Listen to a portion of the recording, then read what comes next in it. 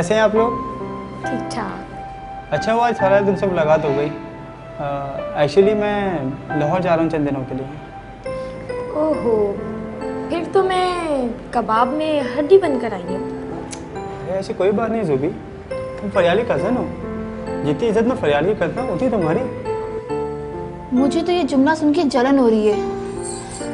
मैं तो समझी थी तुम्हारे लिए जो मैं हूँ वो कोई और नहीं। अरे ऐसी कोई बात नहीं है फरियाद, तुम गलत समझ रही हो। मैं तो सिर्फ इतना कहना चाह रहा था कि क्यों उस बेचारे को तंग कर रही हो? इतना अच्छा तो है। इतना अच्छा है जो हमें छोड़ के लाहौर जा रहे हैं, और ये भी नहीं सोचा यहाँ हमारा क्या होगा। तुम भी ना फरियाद, कभी कभी बिल्कुल बच्चों की तरह बिहेव करती हो। अरे पगली, मैं प्यार करता हूँ तुझसे, तुझे पता ना मैं तेरे बगैर रह नहीं सकता। अच्छा मैं तुझसे वहाँ जाके कांटेक्ट करूँगा ना। अच्छा ये बताओ, तुम हमारे लिए वहाँ से लाओगे क्या? वैसे ऐसी कौन सी चीज़ है जो यहाँ से अच्छी वहाँ मिल जाए? अरे हाँ, ये तुम बिल्कुल ठीक कह रहे हो। ऐसा करते हैं, आइसक्रीम के बाद तुम यहीं से शॉपिंग कराओगे। Okay ma'am, done. अब आइसक्रीम खा लें?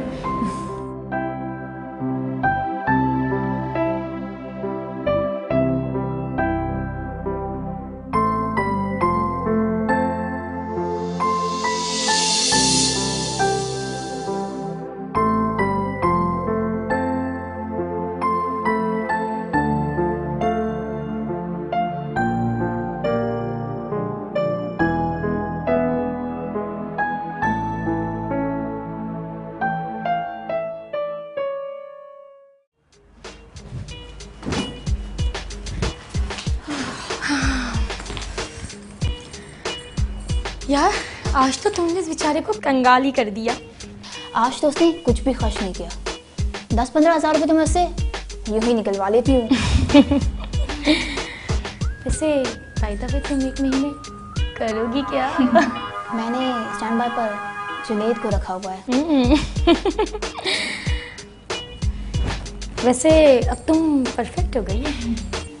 सब कुछ तुम्ही से तो सीखा है।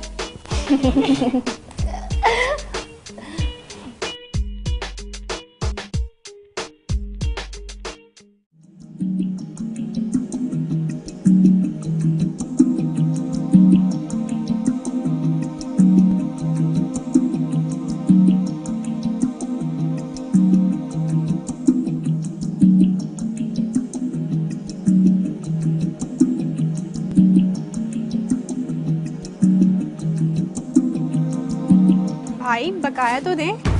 ये तो है आपको 150 रुपये। मगर मैंने आपको 1000 रुपये का नोट दिया है। नहीं मैडम, आपने 500 रुपये दिए। तो क्या मैं झूठ बोल रही हूँ? आप झूठ नहीं बोलिए, आपको गलत फहमी हुई है। अपना पर्स चेक करें। ये आप चेक करें मेरा पर्स।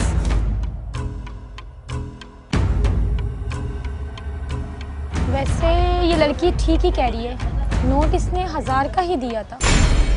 ये देखें, इन्होंने 500 का नोट ही दिया। देखें, मैंने आपको ये नोट नहीं दिया, झूठ मत बोलें।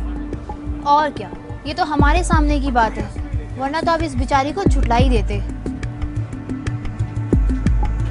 चलें, सॉरी, मुझे ही गलत फहमी हो गई, सॉरी। आप दोनों का बहुत बहुत शुक्रिया। अगर आप दोनों नहीं होती तो ये साहब मुझ पर भरोसा ही नहीं करते। Thank you so much.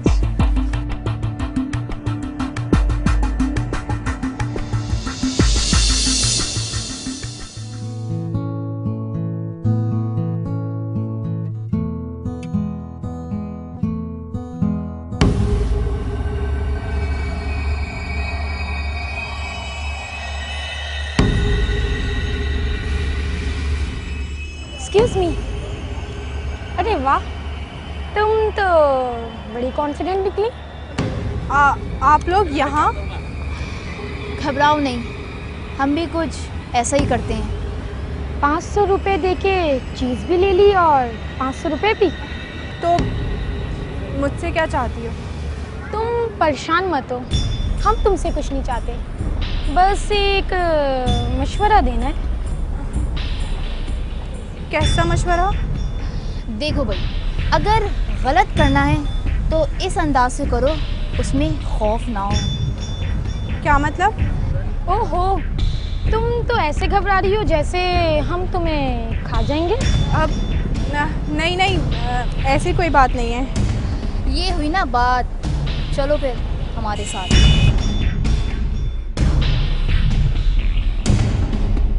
ये मेरी फरियाल और जूबी से पहली मुलाकात थी। मेरा नाम रुखसार है। मेरे वालिदैन बचपन में ही चल बसे।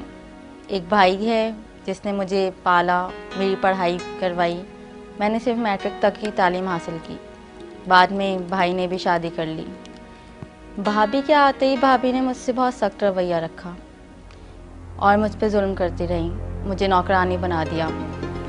उनका ये रवैया मुझसे बर्दाश्त नहीं हुआ और बिलाखिर मैंने फ़रार होने का फ़ैसला किया।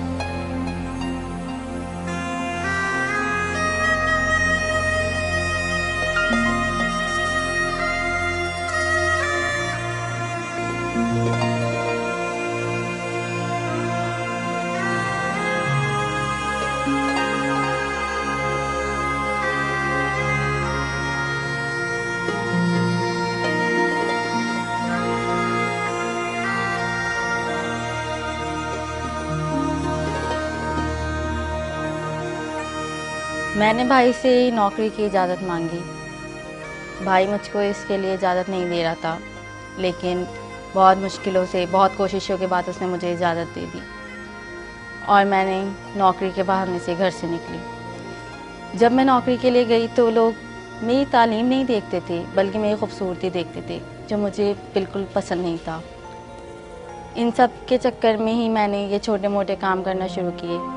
मुझे फरियाल और जूबी अपने फ्लैट पे ले गए।